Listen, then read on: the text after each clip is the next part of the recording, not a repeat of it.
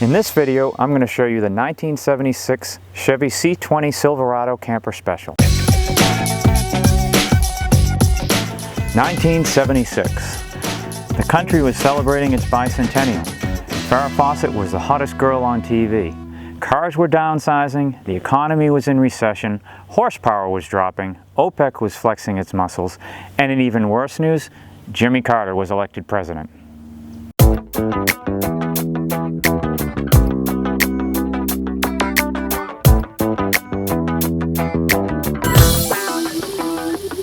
Into this environment, my '76 Silverado was born.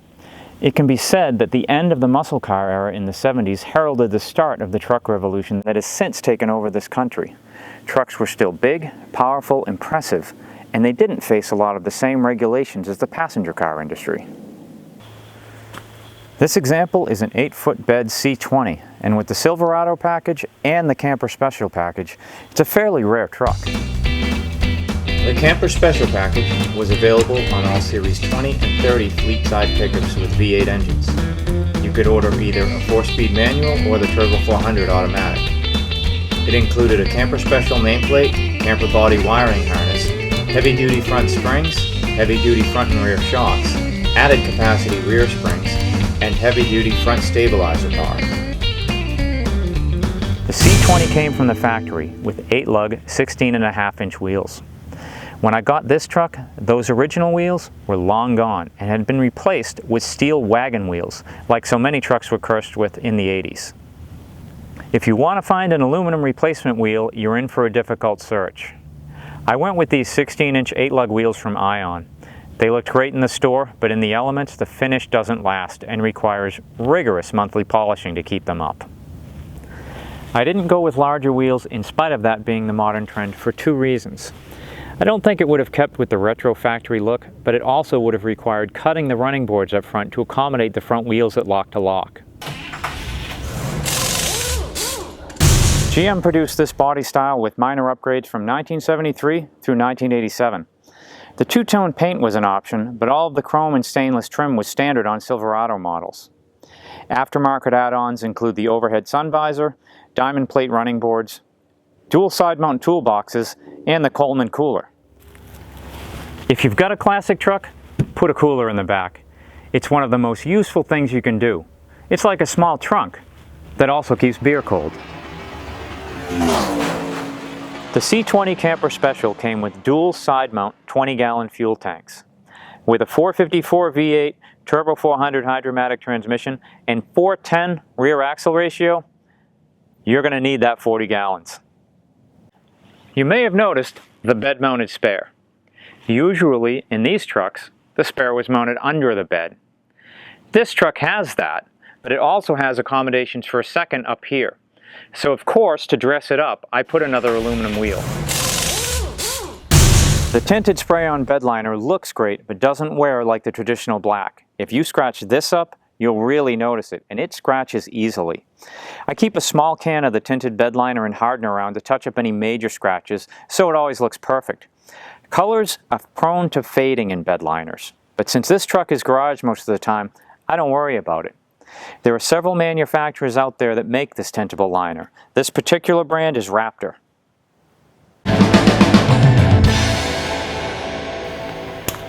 Let's talk drivetrain. This truck was ordered with Chevy's famous 454 big block engine. This was the ultimate weapon in Chevy's muscle car arsenal nearly 50 years ago. The history of the 454 began at the 1963 Daytona 500, where Chevy debuted their new mystery motor, the big block Chevy Mark II 427.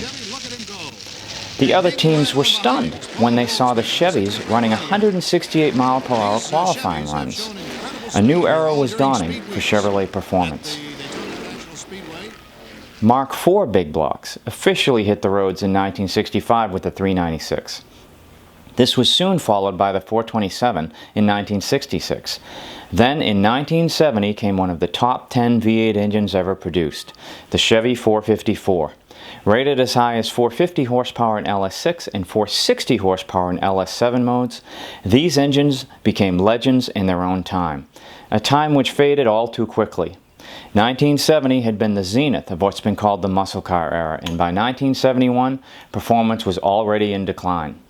1976 was the last year that the 454 was even available in Chevy's car lines, and by then it was stifled by lower compression ratios and pollution controls. In the 1976 C20, the Chevy 454 was down to 240 horsepower. Torque was still a respectable 370 foot-pounds. Sure, some of its bite was gone, but it was still a great power plant, and it continued to be for years after. The 454 soldiered on in the Chevy truck lines through 1990, when the Mark V 454 was released. And to this day, hot rodders can still order a 454 crate engine from Chevy. The transmission is the rock-solid 3-speed Turbo 400 automatic. The Turbo Hydromatic series was developed by General Motors to replace both the original Hydromatic models and the Buick Dynaflow. It was first used in the 1964 model year Cadillacs and Buicks. The TH400 soon became the premium choice for automatic transmissions in large vehicles and trucks, and even found its way outside of GM into other makes, including Ferrari, Rolls-Royce, Jaguar, Jeep, Nissan, and AM General. Although phased out of passenger car usage by the early 1980s, the TH400 is still very popular today in automotive competitions due to its sheer strength and toughness. The Turbo 400 is able to withstand very high input torque and an enormous number of shifting cycles. Odds are that if you have an antique car or truck with a Turbo 400, you'll never need to worry about the transmission. Because 60 years ago, the engineers took care to build the best.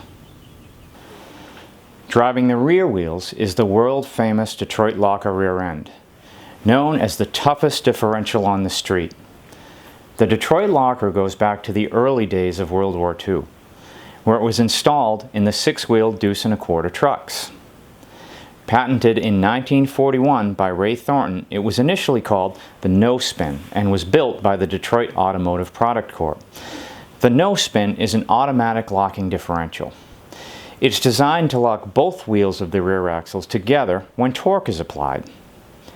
It acts much like a spool that solidly connects both wheels together. In a turn, the unequal speeds of the wheels forces the Detroit locker to disengage. You can actually hear and feel the differential lock and unlock while you drive, which reminds you that you're in a very tough machine. The unit got its Detroit locker moniker post-war and into the 1960s, as the no-spins were being factory installed in light and medium-duty trucks. The Detroit lockers gained a reputation as being nearly indestructible, and soon were found in land speeders, drag cars, and even NASCAR circle track racers. Eaton Corp purchased Detroit Locker's parent company in 2005, and today you can get a Detroit Locker for Ford, Chrysler, and GM axles. Add to this drivetrain the beefed-up Camper Special suspension, and you can see the 1976 Silverado C20 Camper Special was one tough truck from bumper to bumper.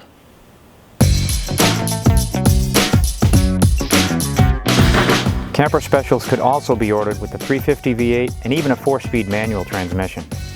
In my book, look for one with the 454. If you have to ask why, then you probably shouldn't own this truck.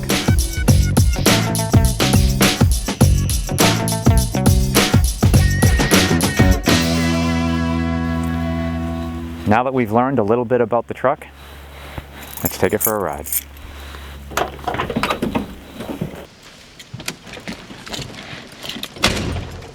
Buckle up.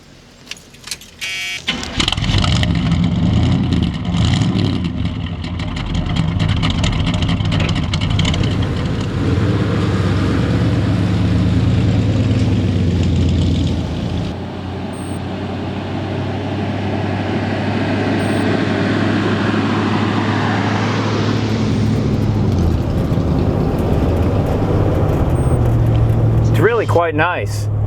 You'd think, being it's a 40-year-old vehicle, that it would feel loose, the steering would be loose. It's not like that at all. In fact, the added suspension of the sway bar up front and the extra leaves in back make it feel like a much more modern vehicle.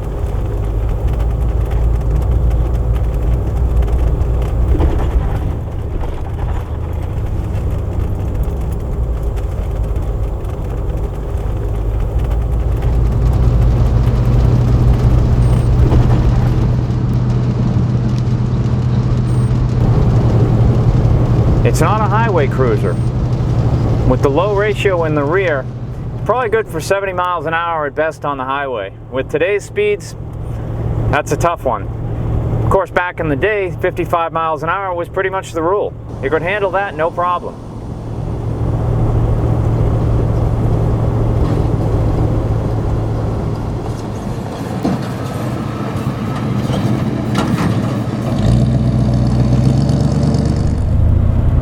I think this truck was ordered just right for someone buying it 40 years later. It's got tilt wheel, air conditioning that still works, and manual windows so there's less to break. It's also got the sliding back window, which was a Studebaker innovation first seen on the Champ pickup in 1960. That's fine. She takes off well considering the weight and lowered performance of the 1976 engines. No doubt due to the decent torque rating and the low gearing in back. The Goodrich tires help to give it a nice smooth ride too, although there's no denying that this is a heavy-duty pickup. Most younger people don't even know that there was a time when you could order your car's interior with more colors than tan, gray, and tannish gray. You could get dark blue, light blue, red, maroon, teal, gold, black, white, virtually any color you could think of. In this case, the buyer chose avocado green. It was the 70s after all. You could even choose from plaid, solid, stripes, and all sorts of different combinations. You know, back in the 50s, you could even order yellow or pink leather on some cars. I bet it was fun trying to explain that choice to your drinking buddies.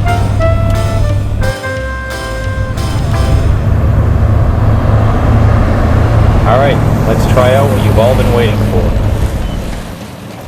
Let's see what it can do.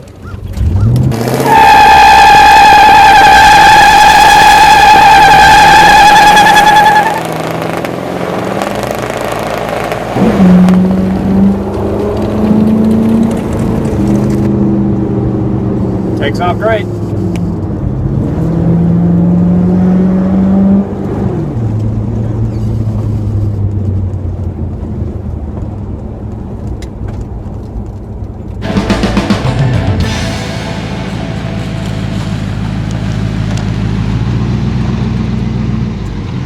Overall, the Chevy Silverado Camper Special is a great truck. It's got classic muscular looks, good power and handling, and a modern road feel. If you can find one in good shape, you'll have a new favorite truck.